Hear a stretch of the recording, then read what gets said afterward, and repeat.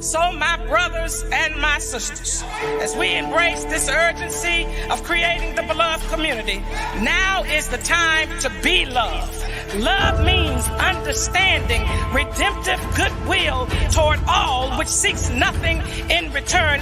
So be loved by implementing the demands of justice to eliminate the school to prison pipeline that has so many black children entrapped. Be loved by correcting voting policies that seek to suppress the votes of millions of black and brown people.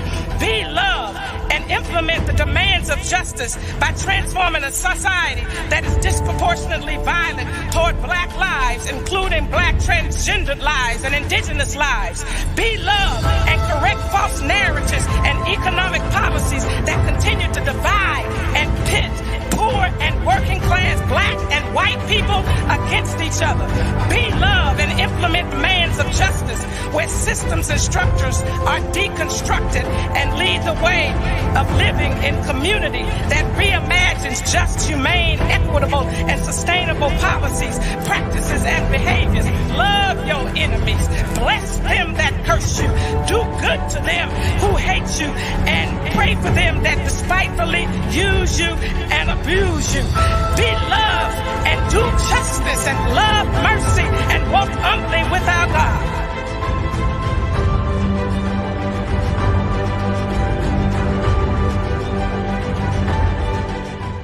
The King Center's beloved Community Leadership Academy is excited about the opportunity to help students recognize and develop their potential to become nonviolent leaders in industries such as technology, innovation, business, and entrepreneurship.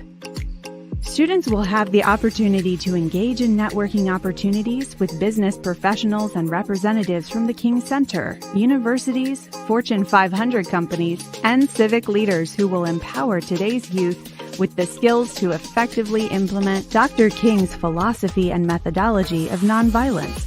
The beloved Community Leadership Academy is committed to developing the next generation of compassionate, courageous, and conscientious nonviolent leaders to solve pressing world issues.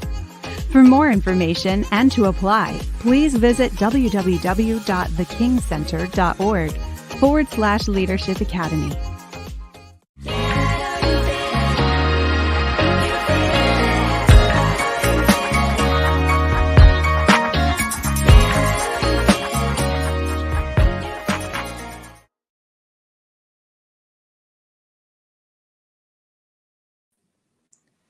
Hello and welcome to the King Center's beloved community talk, gun violence, why it matters. Gun violence, why it matters. We want to welcome you from all over the world. We want to invite a global audience in. For those of you tuning in already, we want to invite you to share this broadcast. If you're watching via YouTube, go ahead and share that link with your friends and family and on your social media pages. If you're joining us on Facebook, please share the broadcast, host a watch party.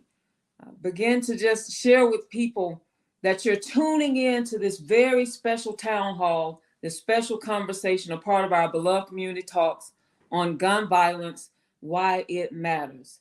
This is a critical conversation, and it may sound like a rhetorical question, why it matters, but it's not a rhetorical question. We want to dig a little deeper into why it's just fundamentally important that we talk about gun violence, what it's doing in our nation, what's happening with gun violence globally, talking about the Second Amendment and what we learned when we studied the history of it and what was originally intended, analyzing too the racism that is often laced in policies in this nation in particular around gun violence, and realizing that there were things like black codes. There was also the Dred Scott case.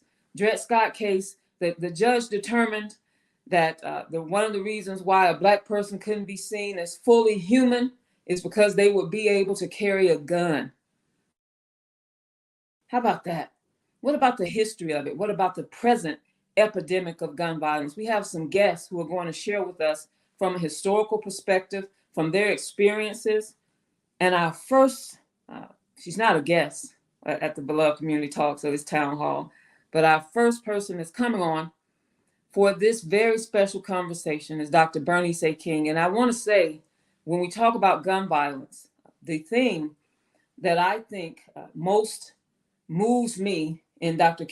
Bernice A King talking about gun violence is not her position as CEO of the King Center, which is the Martin Luther King Jr. Center for Nonviolent Social Change, but it is the way that her life has been impacted and the way that her family has been harmed by gun violence, not only with the assassination of her father, but also the shooting death, the assassination of her grandmother, her paternal grandmother. So she has experience with the devastation of gun violence that's personal, that's more than about working on a policy and on an issue or what we're seeing today. I want to have Dr. Bernice A King, CEO of the King Center, come on now just to give us some context as to why this conversation was so important to her to have, not just with a national audience, but with a global audience. Dr. King. Good evening, Dr. West. How are you? I'm good. How are you doing? You know, I've been with the children all day, so I'm feeling a little hip-hoppy. Hip-hoppy. Yeah. Probably a little amped too, huh? Yes. Yes. A little amped Tell up. us, Dr. King, why was this conversation so important for you? Even in our discussions around what we would talk about in this town hall, in this beloved community talk, there were some specific things that you wanted to be sure we discussed. And so I want to just start by asking, why is this such an urgent matter? Beyond the violence that we see now, why is it so urgent that we talk about this and discover some ways to address it? Obviously, gun violence is, I want to say it's an epidemic in our nation, in our world, really, but in our nation in particular. And it's frankly gotten out of control. And I'm concerned about the direction we're going in the way in which we talk about it, the way in which we look at solutions around it. It seems as if there's this tension between, do we arm more people in some instances, particularly when we're looking at the mass shootings in the school context in particular? Do we arm more people with guns? Do we bring in, the security equipment in these school systems? Do we look at the mental health issues? I mean, there's just a barrage of issues that we continue to look at. But more importantly, I think we're becoming very numb to all of this. You know, it's as if gun violence has become normative in our society, and we're at a dangerous place where it seems like we are getting to the place where it's so commonplace, it's just a part of who we are. And that concerns me because that it's not who we are. And having lost my father to gun violence by law enforcement, people keep forgetting that part. My father was actually killed by a member of law enforcement. I won't go into all the details because that's not what this night is about. With a high-powered rifle. I often imagine if that shooter had an AK-47, I can't even imagine what my father would have not looked like. So this discussion is important because we don't need to be politicizing it. This is about human life. This is not about the Second Amendment, the right to bear arms. That is in our Constitution. I think we're all clear on that. We argue around that Second Amendment, but we got to kind of elevate this discussion to what are we going to do about the gun violence that's destroying human life, and in many instances, as we know, innocent human life. And so we have to have this discussion. I'm just tired. I'm tired of the wrong debates and arguments. And we do have to understand the context of the Second Amendment. I think that's important. But this tonight is not about the Second Amendment, right to bear arms. As we said, this is about gun violence. Why have we gotten to a place in our society that guns matter to the point that everybody is now saying, I need to get one? I get some of the quote unquote fear and concern that people had to protect their life, but it's this mindset that is developing now where we are kind of like enemies to each other. And that concerns me. You touched on a few things there, Dr. King, but let me ask you this. Is it important that we pull out the truths and the reasons why? You're mentioning these things, and I'm just thinking about all of the different reasons why people are buying guns, why they feel like they have to have them, even assault weapons. The excuses. Today, a gun rights group sued the state of New York for its ban on assault weapons. They're suing the state of New York for its ban on assault weapons, which is, with the Second Amendment, those types of weapons didn't exist. The Second Amendment was for it's for defense. There's a key word in the Second Amendment: defense. And an AK-47 is a weapon of destruction. Destruction, not a weapon of defense. Let's be correct. Clear. There's a difference. It is not needed to defend. When you raise that up and shoot that, you're not trying to defend. You're trying to destroy. Yes. So, Dr. King, when we think about that and we think about this quote from your dad, I want to read it to everyone because I truly believe this is where we are. He says, "Our hope for creative living in this world house that we have inherited lies in our ability to reestablish the moral ends of our lives in personal character and social justice." He says, "Without this spiritual and moral reawakening, we shall destroy ourselves in the misuse of our own instruments." I think the world, we hear a lot of quotes from your dad. We're not hearing a lot of that out there, particularly as it pertains to gun violence. Yeah, so really it's an internal work that we're talking about. It's internal transformation, because at the end of the day, it's true. Guns don't kill people. People kill people. People with guns kill people. Let me clarify that. People with guns who use them kill people. And so the real discussion we need to have is, why have we gotten to a place in our society where guns are the go-to? They're the go-to in arguments now. It seems to me that they are the go-to when it comes to Blacks, with law enforcement. And so why are they the go-to? Not having a gun, because I don't want to get in that discussion. Well, I got a right to bear arms. Yes, more people are getting arms, as I just getting guns, as I said earlier. But let's talk about this.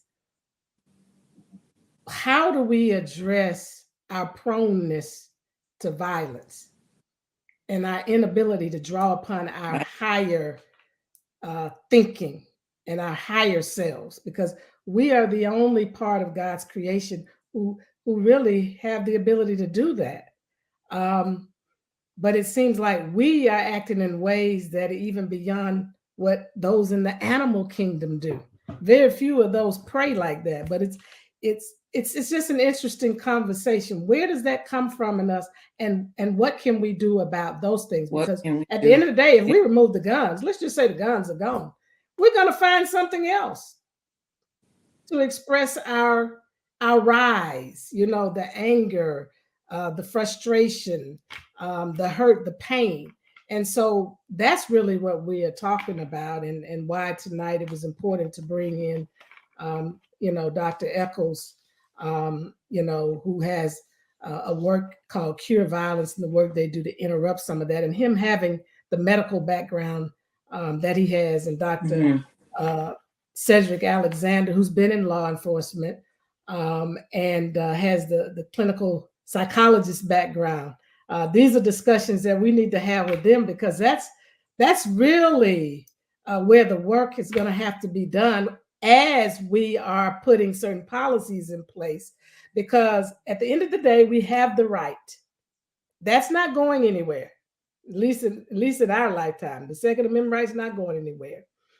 But we do have to look at how do we put certain policy in place to have responsibility around that right, so that we can address the violence that's out of control with those who have guns. And for me, I mean, if you think about it, most of what's happening today, is at the hands of aggression or retaliation or revenge, and obviously a lot of fear.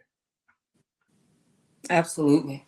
Listen, if you're tuning in today, thank you, Dr. King. We want to get you to share on social media and share using these hashtags. Hashtag Beloved Community Talks, hashtag BCT, hashtag Courageous Conversations. And add this based on what Dr. Bernice A King just said. I know it's a lot of hashtags, but this one is very important.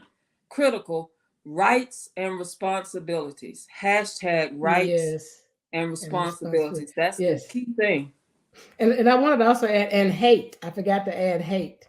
So tonight, we're also going to, briefly unpack, why it seems that every time there's a mass shooting and there is a white perpetrator who has already taken out several people, like in Buffalo, they walk out alive. Apprehended, walk out alive. Not suggesting that person should be shot, because that's not who I am. But I'm looking at, how is it that there is a discipline on the one hand here, and then on the other hand, you have a gentleman, who ends up, being stopped for a traffic violation. Yes, whatever the facts are about him getting away, and then the alleged things about a gun going off and all that. I know all those facts have to come out, but gets shot. I don't know how many times. We know it was multiple. He was hit 60, more times than that. Shot at. Right, and it's just like Jalen Walker. Now, here is what I'm interested in knowing from Dr. Cedric, because to me, what seems to be happening, or what's revealing itself, is when law enforcement feels their life is threatened, they have this right to shoot and kill. At that point, they have the right to shoot, because my life is directly threatened. That's what the argument will be. And yet, this other person who has destroyed human life more than one time, their life was valuable too. And that person is still kind of, sometimes, as in Buffalo, they're on the loose. They're having to find people, but they're apprehended because what? That law enforcement officer's life was more valuable than even those people who were killed in those mass killings. So I don't know how you unpack that, but let's get Dr. Alexander on, Dr. King. Okay. Get Dr. Alexander and Dr. Echols on to really unpack these questions we're having. First, we want to invite Dr. Fredrick Echols on to join us, Chief Executive Officer of Cure Violence Global. I told him I've been watching his videos and I'm ready to cure violence across the world. Accomplished physician and public health professional. He served as the Director of Health and Health Commissioner for the City of St. Louis. Dr. Fredrick Echols joining us, as well as Dr. Cedric Alexander. Dr. Alexander, former Deputy Chief Operating Officer for Public Safety in DeKalb County, Georgia, recently nominated by the mayor of Minneapolis, Jacob Frey, as the Commissioner of Public Safety in Minneapolis. We want to talk a bit to both of them about how their experiences translate into their thoughts and their understanding and their advisement on what we do now with gun violence. Dr. Alexander and Dr. Echols, welcome. Welcome. Thank you. Thank you. Welcome. Thank you for having us. Thank you for being here. You heard Dr. Alexander. Dr. King had questions for you, and you too, Dr. Echols, before you even came on. She was asking. I said, I don't know. Let me get them on. Let's get them on here.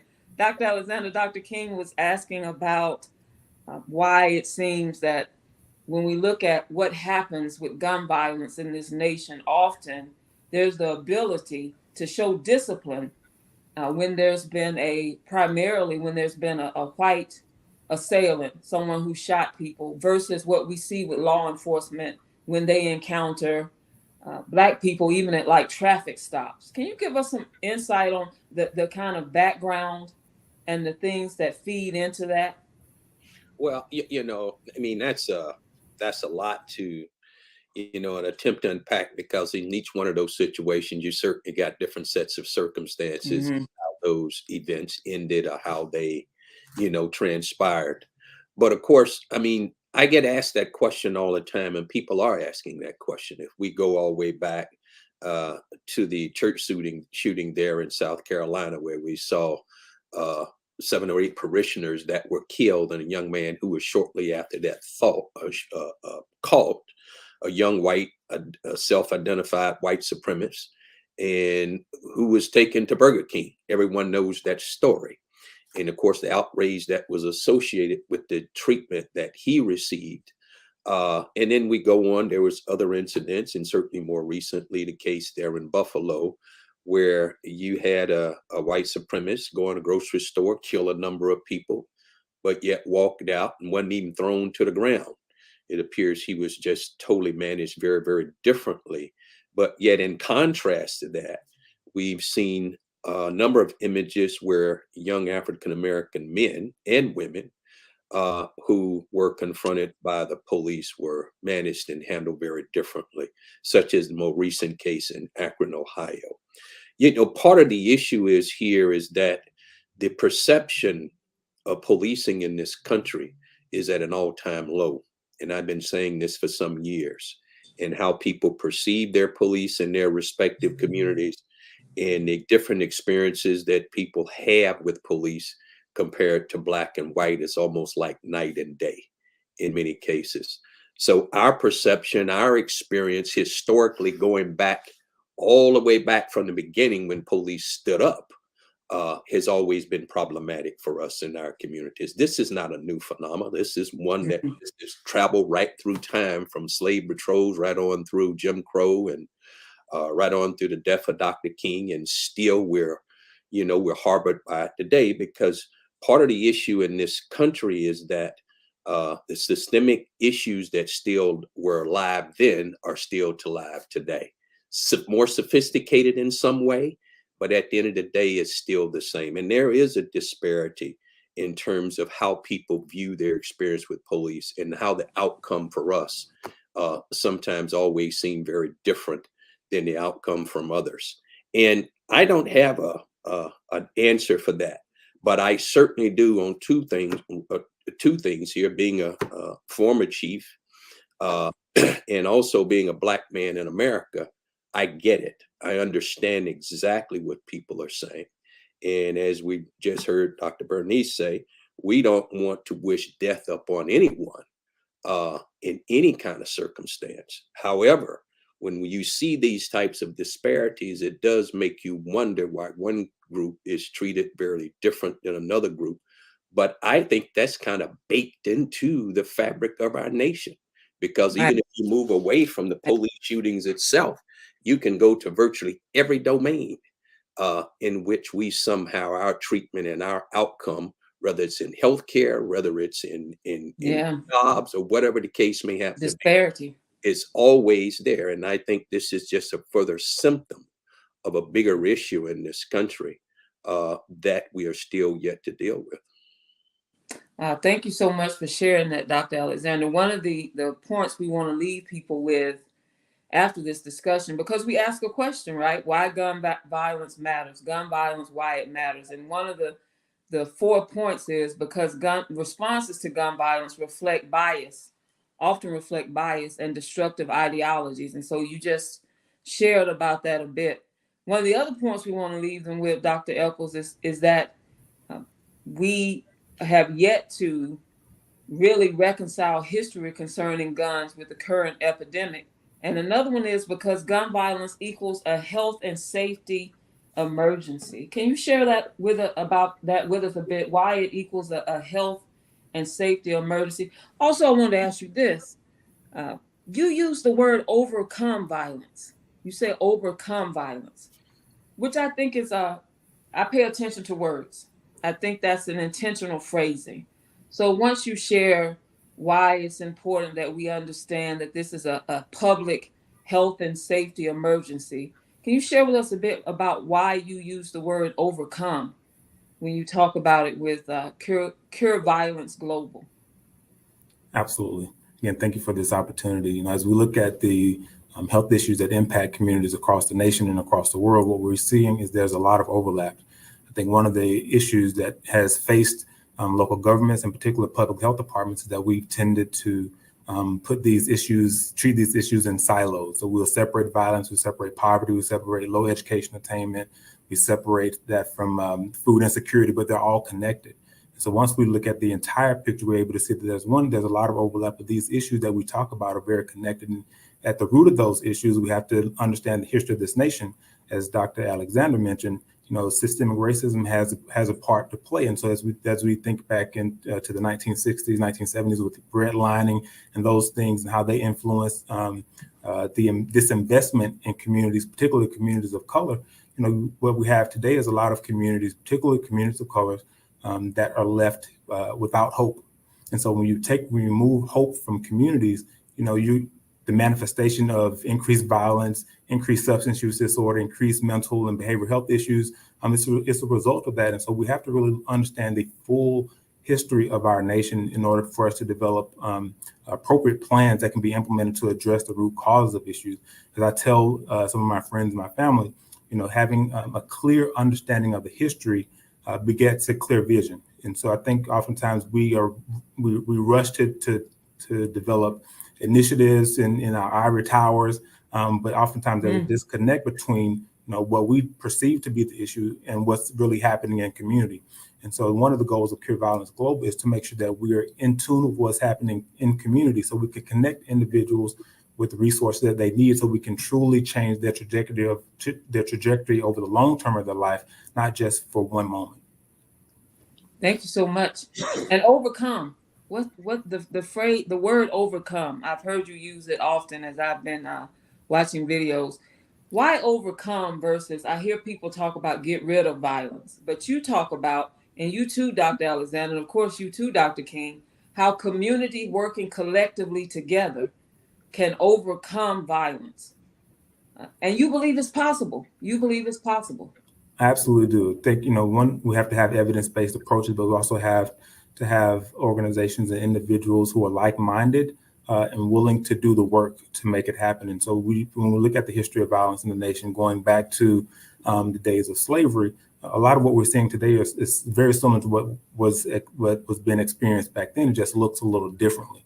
And so again, understanding the history of our nation really gives us the tools that we need to identify what's actually happening and to develop effective solutions that can be implemented in communities across not only the United States, but across the world to address issues related to violence. And so once we have organizations in the public and private sector, academic institutions, having everyone come together across the local public health system, we can truly overcome the issues that violence has posed in our communities.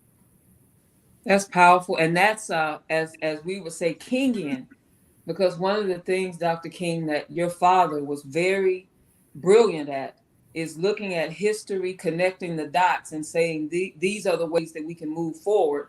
And if we have to choose between chaos or community, this is the way we choose community. Very much skilled at helping us see not just the symptoms, but the root issues. How important is it today, Dr. Alexander and Dr. King, that we see the root issues, the history and the root issues of gun violence and violence, period, in this nation and across the world? King, Dr. King? I'm going to let Dr. Alexander go first. So, Okay. everything is pretty much rooted in the history of this country. And Mm. if we stood up in this country from its inception, we're only 246 years old. We're a young nation, but we're also an old enough nation to recognize, or should be able to recognize, the resolutions to these issues that we're talking about is not going to be just responding to events that take place, right? So, I mean, at the top in the opening of this, which is a good example, we talk about gun violence in schools, for an example. Should guns be brought into school by teachers and all this kind of foolishness we'd be hearing? And the reality of it is that doesn't get to the root of the issue for us. The root of the issue is guns. We accept the fact that it's written into the U.S. Constitution. There it is. It's there. It's real. There's no exception to it. And there are people who are pure at heart, believe that the Constitution should be interpreted at its purest form. And there should be no regulations around guns, should be no registration, should be nothing. You can own as many and whatever type of weapon you want to own, because that's how the Constitution is written. However, we have seen laws that have been contested over the years, where the U.S. Supreme Court has made various decisions over a course of history of time in terms of how we interpret the Second Amendment. But at the end of the day, we have a constitution. It is what it is. And but the issue is here, in more recent years in particular, we have seen this uptick in violence that is occurring in our communities, particularly Black communities, particularly communities of color, African American communities. We're seeing this huge uptick in violence, and those are in possession of weapons that are at very young ages, 10, 12, 14 years of age. It's almost like it is now part of the identification of some of our communities across this country, where kids are getting there, have accessibility to this, these types of weapons at a very, very young age, right? And that's problematic, because I think, for me as a former law enforcement person, when I think about it with that hat on, I have been saying, and will continue to say, the accessibility of weapons are so easy today. There's so many guns that are out there available. There are more guns in this country than we have people. If they stop the manufacturing of guns tomorrow, we will still have more guns than we have people. But that's not going to happen. So the reality becomes is that, how do we bring this home to our communities across this country, whether it's Atlanta, whether it's Miami or Minneapolis, wherever it may happen to be? How do we bring this message home to our community that only we, because we're the most affected by it, right? Daily, not just the mass shootings, but daily, which we don't hear people talk about. But daily we have mass shootings in our communities across this country, but we're not addressing these issues either with any real consistency. So it really becomes, how do we create a plan or plans in our community that go after discipline, the expectation of our community around weapons. And you're up against a state legislature, i.e. right there in Georgia, Mississippi, Alabama, and others, that's saying anybody can carry a gun. You can go get one, you can put it on you, it's easily accessible. And that put more guns out on the street, more to be stolen, more to end up in the use of harm of someone. There's no novelty to having a weapon anymore. It used to be something special, if you will. But today, everyone have one. And we see this get acted out. But I think, and I guess in short, what I'm trying to say here, because I would love to hear Dr. Echols on this and his work. What I'm saying here, it's almost like in our community ourselves, we have to develop a plan through virtually every civic organization that we have, through our churches, through our local media, in our communities. We have to really now set a tone and an expectation and a pushback towards gun violence, because we don't say enough about it. Even affect us in our communities every day across this country. The gun violence in Black Atlanta is no different than the gun violence in Los Angeles or any other city. And it's happening as we speak. But I truly think that we as a community in our communities, we're going to have to establish some policies with, if you will. And I don't even want to say program, because if we ain't got nothing, got programs, but none of them connect, none of them are oftentimes evidence-based. And oftentimes they just are not doing what they're supposed to be doing. So we got tons of programs, but they don't connect to anything. And then we don't have no way of measuring how well these programs are working. But just think for a moment, and I'll stop here, but just think for a moment. If in our communities, Dr. Echols, we had a plan of action as to what our overall attitudes are going to be from the leadership in our communities around guns. It's not cute. It's not accessible. We need to stay away from them. We need to teach people who have weapons how to use them safely. And more importantly than anything else, how to secure these weapons. Because 50% of the guns in this country that are used in violent crimes have been stolen. They have been stolen. But I think that there are things inside our communities in which we can do instead of waiting on the federal government for some help that ain't coming. There's some real things I think we can do. If you look at the most recent passing of this legislation around guns that both sides of the aisle approved, that's not going to stop gun violence in this country. It's a nice political move on both sides of the aisle, but the reality of it is it's not going to stop gun violence. Why? Because many of the guns that are being used, particularly in our communities, we're not going to the gun shop buying guns. They're guns that are stolen, guns that are accessible, guns that we can get to, and nobody in our communities are really pushing back on this gun violence. Why, Dr. Alexander? When I think about, like, comparatively speaking, when we look at Highland Park and what happened there, grave tragedy. And we always, as Dr. King said, we're never talking about this in a way that we're dismissing what's happened to other people. We're just asking for the equity of concern and also digging into why. So when we look at Highland Park in Illinois, and we know in communities nearby, Black communities, there was gun violence in that same time frame, multiple people dead, barely reported in the news. And when you're talking about it, I wonder, Dr. King, Dr. Echols, Dr. Alexander, if we need to look and say, this is not a coincidence. There's a reason why these guns have been made so accessible in Black communities. And I don't want to bring in large-scale conspiracy theories, but do we think there is something to be said about these guns being so accessible to Black youth and in Black communities, especially in urban communities, urban cities? What's happening really as we think about gun violence with Black people? Is there placement of these guns? What's happening to fuel this gun violence? Dr. Echols? So I think there's a few things. So one, understanding the environment, particularly in our impoverished communities, right? So these are communities where you have, again, low education attainment. They've suffered from decades of disinvestment. There's low job opportunities. So people are fighting to survive every single day.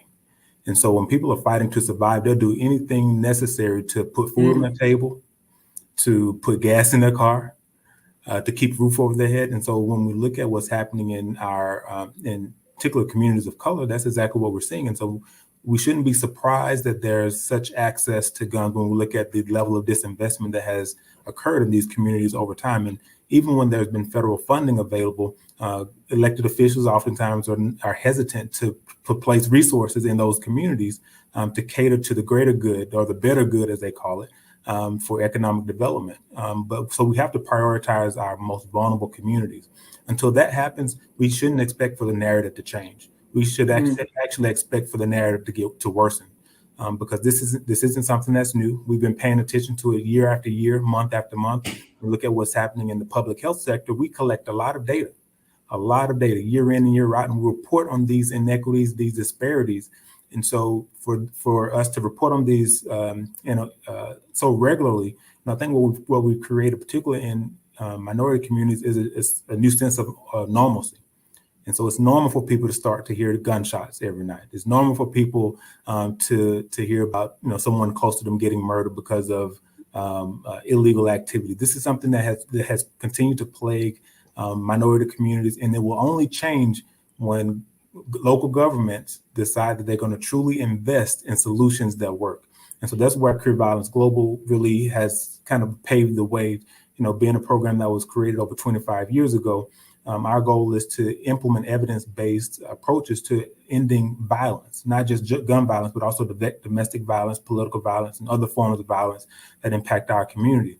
And we use a three-step approach for this. So one is identifying and detecting the issue and interrupting the situation. And so we have individuals who are hired to do the work. And so oftentimes we hire individuals who are what we consider to be credible messengers. And oftentimes these individuals aren't people who have PhDs or people who have long careers in local government. These are individuals who are justice involved and individuals who are now wanting to give back to their community. And one of the challenges that I've seen personally with individuals who are justice involved is oftentimes, when they're released from jail or prison, they aren't given a fair chance. They're given a token and they say, oh, here's a second opportunity. But that second opportunity does not entail a livable wage. It does not entail medical and dental benefits. And it doesn't entail access to quality mental and behavioral health. Because we know that trauma exists in these communities. And so we have to address the pre-existing trauma, but also when we bring these individuals on board, we also have to make sure they have access to mental and behavioral health services, because they're in this role, they're still responding to murders and acts of violence that are occurring in their designated catchment area.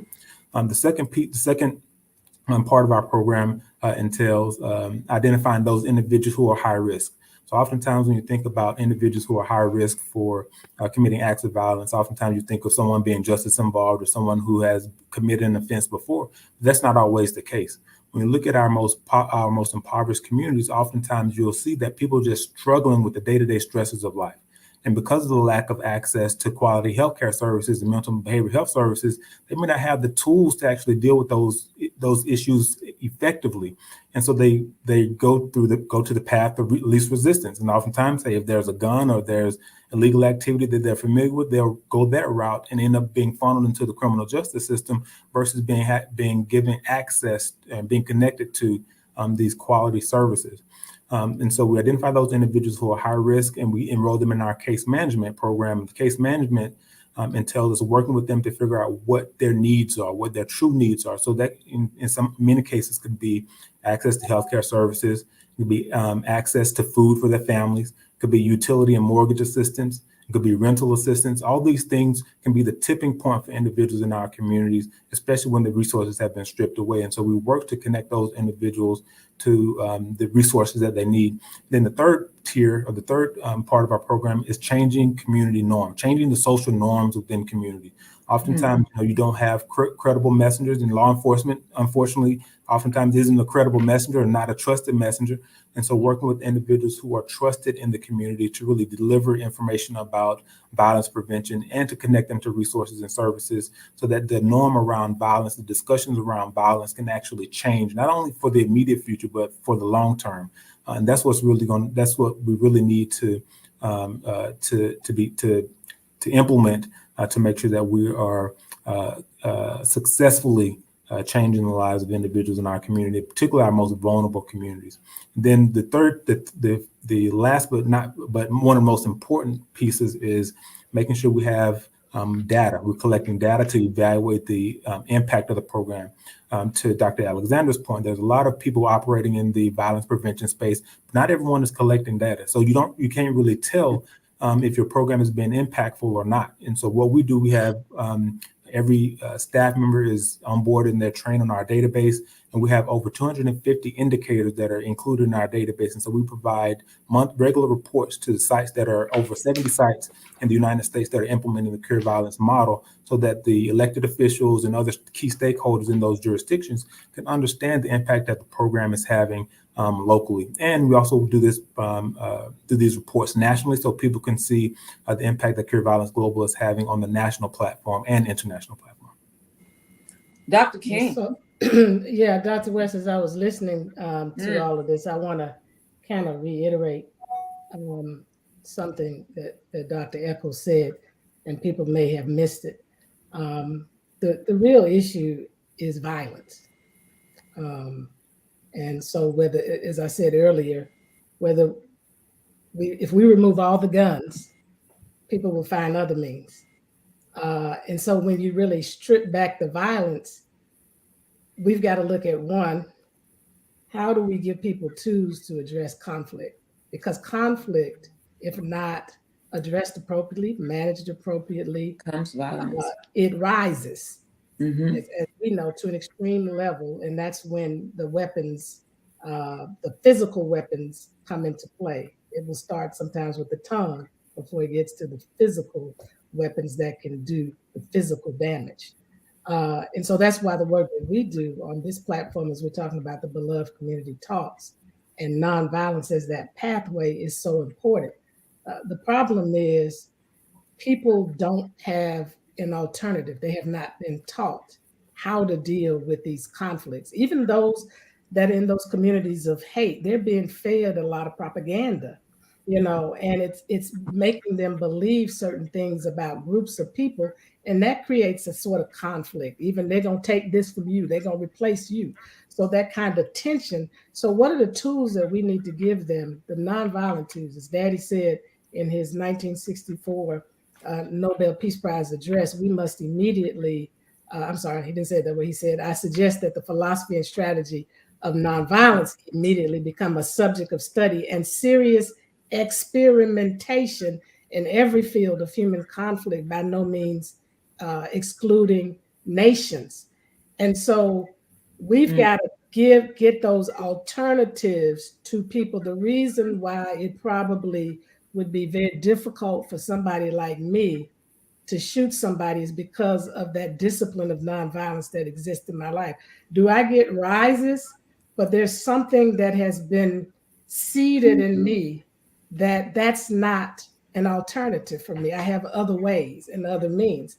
But the second issue I want to raise with this is what we're not dealing with around all of these issues related to violence is that this is a culture of violence. We were born in violence as a nation. You've got to deal with that. We got to reflect upon that and ask, why is it that we have such an affinity for violence? What are the fertilizers that are causing the continual growth of violence in our society? How does media and gaming and entertainment feed into that? We don't address those issues when we start looking at some of the solutions. We just try to go straight, to the people who are committing the violence, and then we get policy in place that's trying to address the people that are either the victims or the perpetrators. But what about those other industries that are providing fertilizers in our society to keep this stuff growing and expanding in the United States of America? So that's a discussion maybe for another day, but that's important too. But that's a discussion, Dr. King, because what you're saying gives us a framework, nonviolence does, for thinking. So when I hear Dr. Echols, I think, wow, nonviolence can come alongside that and say, as you're meeting these holistic needs of community, as he just laid out. Exactly. And then Dr. Alexander said, yeah, we got to do something with these guns. How do we do that and approach community and civic organizations and people who have such an allegiance to guns, even assault weapons, with nonviolence, and then approaching conflict that you talked about? I'm hearing solutions here. I want to be sure the audience is catching solutions, because one of the things we want to do with these conversations is leave people with something they can do.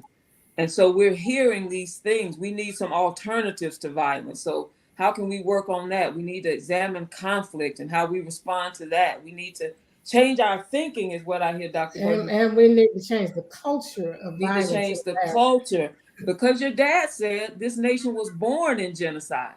Yes. You think about those words, audience, from Dr. Martin Luther King Jr.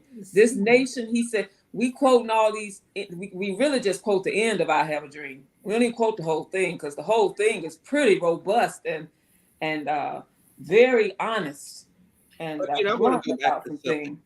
Yeah, I'm sorry. I want to go Go back ahead, sir. No, you go ahead. Echols brought up, and it's so true. If our basic Maslow needs of hierarchy is not being met, right?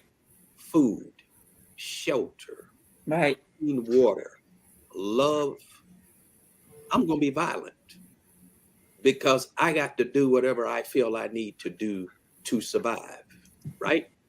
And too often in our communities, based on the systemic racism in this country, a lot of our fundamental needs are still not being met. So when people can't work, not at no fault of their own, when people can't be well educated, when people this all leads to incarceration, which, compounds the situation because I've served my time, now I'm out, I want to do right. But the system in the community in which I live still don't hold a place for me to do better, right? And then it all falls back on police because the first responders to all this is police, right? And then you create and exacerbate a whole nother negative interaction oftentimes.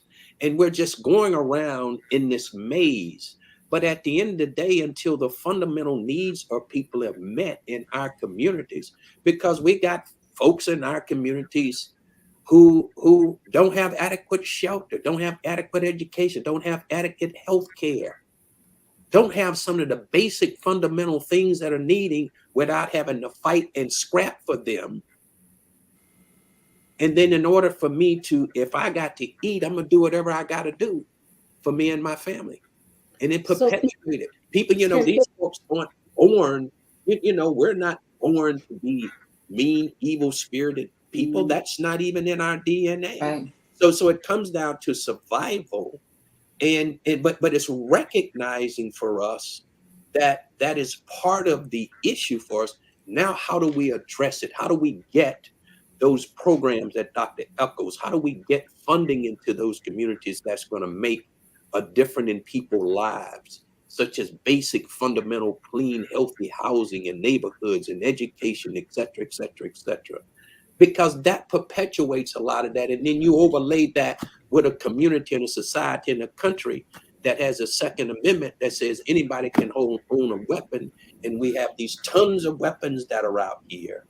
And the weapons become a tool in order for my own survival and my own protection as well, too. So I have a question, Dr. Alexander. I agree with what you said wholeheartedly, and Dr. Echols, but I think it is multidimensional.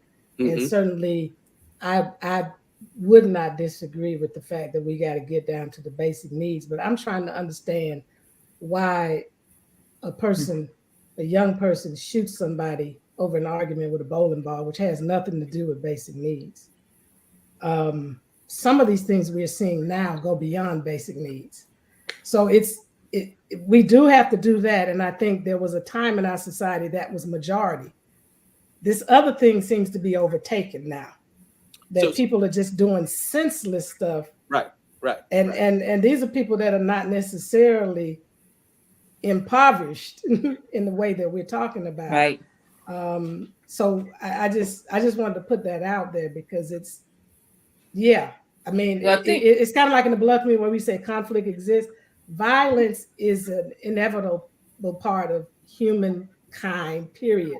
But how do we make sure that it doesn't become as predominant as it is? And that's a great question. And you bring it into real context.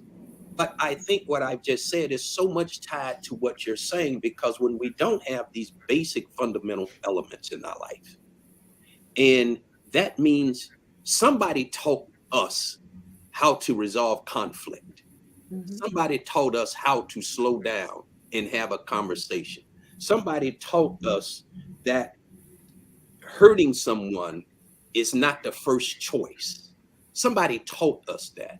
Something happened along the way in our communities, right, where certain things very fundamentally were not being taught. Because the only way you're going to learn how to do what you're talking about, Dr. Bernice, somebody has to teach you that. And you have to be in an environment where you see that, you observe it. It's just part of the environment that you have grown up in. And I think many of our communities, in spite of this fast moving technological age that we live in, we still have so many people who are being left behind. And things are even more impoverished sometimes than what we realize. People are not being taught. It's generational. We're not passing on to the next generation what are the fundamentals of just being able to get along with people in your communities, in your society. I really would like Dr. Echols speak to that, because But let me just point out, as we transition to Dr. Echols, that I think it's important that we distinguish, and maybe you can integrate this into your answer, Dr. Echols, to your comments, that this is multifaceted, that there are people from all types of communities and backgrounds, Black, white, the man who came into Buffalo, searching out Black people. What happened there? I think if we consider what's a multifaceted approach to violence, including, as Dr. King said, the way that we're exposed to violence, even starting at a young age. What are the multifaceted ways that we need to look and say, okay, if it's happening in this community, why? If it's happening here, why? And sometimes the answer is what Dr. Alexander laid out. Sometimes it's what Dr. King laid out. Sometimes it's somebody's been fed a hateful ideology. They go in to search people out at the grocery store to kill them. Sometimes it's the same thing in other locations. How do we deal with the kind of psychology of violence? What do we do when it's happening the way it is in different circumstances and different people, particularly in a nation that has just a foundational affinity to violence? And can we add the element of trauma? Trauma. We mentioned all of that here in this conversation. Dr. Echols? Yes, I think, again, going back to when we look at, some of our most vulnerable communities, typically that the environment really facilitates this outgrowth of violence. And so you have individuals who are young or youth, and sometimes they're left to fend for themselves. So they're being taught something, but they're not being taught what they need to be taught. So they're being taught the wrong things, and so they're acting on what they know. And then we have the other population, those individuals who are well off, affluent, and commit these mass shootings. So I think that's another pocket, another issue that we really need to focus on. So there's really a lot more research that needs to be done. We know back in 1996, there was language in the omnibus bill that was passed for the CDC that really limited their ability to even do research related to violence and firearm use. And so we know that during my recent meeting with them, they are now interested in doing more research, at least independent research, on the impact of firearms in the United States.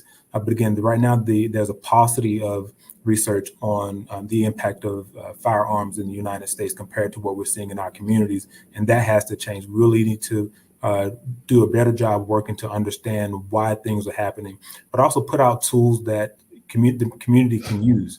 So we need some simple tools that individuals can use in our community, so that if they see the signs and symptoms of someone who's going on the brink of committing a mass shooting, that there's an outlet that they can go to report that information. Right now, oftentimes people will fall through the cracks. For some of the more recent mass shootings, what we found is that individuals, either they were denied mental and behavioral health services, or they felt like their symptoms weren't severe enough to receive treatment.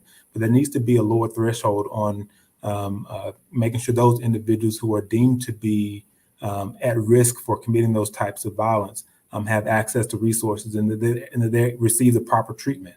Otherwise, again, this will continue to happen. And another thing that we have to be mindful of is the copycat syndrome, which typically occurs when you have mass shootings, when people who just desire to receive attention.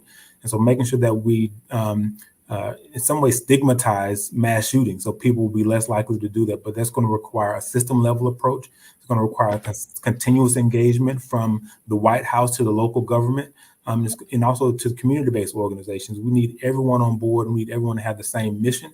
Otherwise, the implementation will not be as impactful as we need it to be. Dr. King, Go ahead. Can I just say this also? As we're talking, I'm just thinking about some other things. We're talking a lot about physical violence, Mm-hmm. and the Lots of forms. reality is, say that again. Lots of forms of violence. Lots of forms of violence, and violence begets violence. Mm-hmm. What Dr. Alexander is talking about, is the policies, the violent policies that we have in place, that's creating the violent response. As Daddy says, he didn't use the word violence, but he said riots are the language of the unheard, and so much of the violence that we're seeing is in response to that. But let's not confine it just to those in certain kind of communities, because violence is widespread across the United States of America when you look at violence in all of its forms. Mm-hmm. And so that's why it's important that we create a different culture, so that we can interrupt this cycle of violence begetting violence.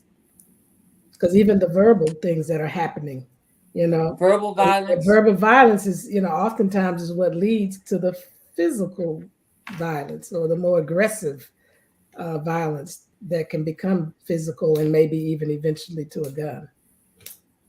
Wow. Thank you for that, Dr. King. I was just about to ask you to comment on the poverty in spirit, the type of violence that we're witnessing, that's about us being impoverished as a nation, and to some extent as a world in spirit, that we don't have the discipline or the care not to kill each other. I know your favorite quote by your dad. Yeah, we're all interconnected. But I have another favorite. It's not even really a quote, but I say this to you all the time, because it hit me when I was sitting there in the movie, The Rise of the Planet of the Apes. Mm-hmm. And Caesar, there was this one part where there was this fight amongst the apes, and Caesar just looked at another ape and said, "Apes don't kill apes." And it did something to me. I'm serious, because I was like, whoa, what if we understood that? What if we had the kind of internal being that understand that we don't destroy each other, we don't kill each other. Each other, with our own instruments. And then with our own instruments, and that instrument can be our tongue too, because we can destroy people with this little tongue. And that begets another violence, because some people, once you basically tear them up with your tongue, then the physicalness can come out from that person, and eventually they grab whatever, because you've shred them so bad to pieces. So it's just a lot in this. We have a lot of work to do, as we know, and it's, as we said, it's multifaceted and multidimensional, in terms of how to understand it, but also how to address it. Excellent. Dr. Echols, Dr. Alexander, thank you so much for being with us for this conversation. We appreciate you. Thank you for the work that you're doing. Thank you for the new work that you're about to do, Dr. Alexander. Dr. Echols, Cure Violence Global. Thank you for that work. Dr. Bernice A King, thank you for the insight and the knowledge that you all brought to this conversation today. Thank you so much. We're going to conclude our beloved community talk, our special town hall on gun violence, why it matters. Now, we want to leave you with, because we heard a lot of action steps, and we don't want to leave you just saying, oh, that was a great conversation. Some of the things we heard, Dr. Echols talked about the fundamental need to assess what's happening in communities and determine the resources, the education, the empowerment that needs to take place. Now, if you're out there writing, like you're in a class, we want you to write that down. We want you to share with people. We need to determine community needs, because there are some things that are happening when we think about all types of violence, psychological violence, gun violence. There's something that's permeating it, a need that we can address in many communities. There's also, in many instances, an ideology that is destructive or biased that's been embraced. And we need to approach that as well. Let me ask you, what are we teaching our children? What's happening in our schools? What's happening in our social media conversation? How can we take up the responsibility as a nation collectively and then globally not to continue to permeate our atmosphere with violence. Dr. Alexander talked about some of the things that people may be lacking, that they turn to violence. How it is violence, Mrs. Coretta Scott King said, for a child to be in poverty. It is violent, she talked about, for school children not to have adequate food, to not have education. There's some violences that types of violence that we don't talk about that precede sometimes gun violence, ideology, needs not being met. How do we approach all of those things? We want to leave you with this. We believe at the King Center that we have a philosophy and a methodology that when we sit down and examine the things that have been shared in this conversation, including Dr. Bernice A King talking about the culture of violence in this nation, we need a way of thinking that causes us to have a posture to approach all of these issues that is love-centered, speaks truth, but does it in an unarmed way. So we speak unarmed truth that approaches these issues, and especially gun violence, for this conversation with strategy. 6 principles, 6 steps, that's nonviolence. We have at the King Center an online institute at thekingcenterinstitute.org. We want to invite you to enroll there, to be a part of learning and discovering ways, as Dr. Bernice A King said, that we can approach conflict, giving us alternatives to violence. We believe at the King Center that we can, to use Dr. Echols' word and the word from Cure Violence Global, we can overcome violence in our communities, in our minds, in our thinking, in our homes. And that starts us on the path to having policies that allow us to not kill each other at the rate we're killing each other. This new way of thinking will permeate everything that we do, from our education, from our policies, to our conversations. Personally, it starts with us. So we want to invite you to study nonviolence with us at thekingcenterinstitute.org. And we want to invite you to be a part of overcoming violence across the globe. And as the King Center, we want to invite you to envision with us the beloved community where injustice ceases and love prevails. Let's get to it with nonviolence. Thank you so much for being a part of this conversation. We'll see you next time.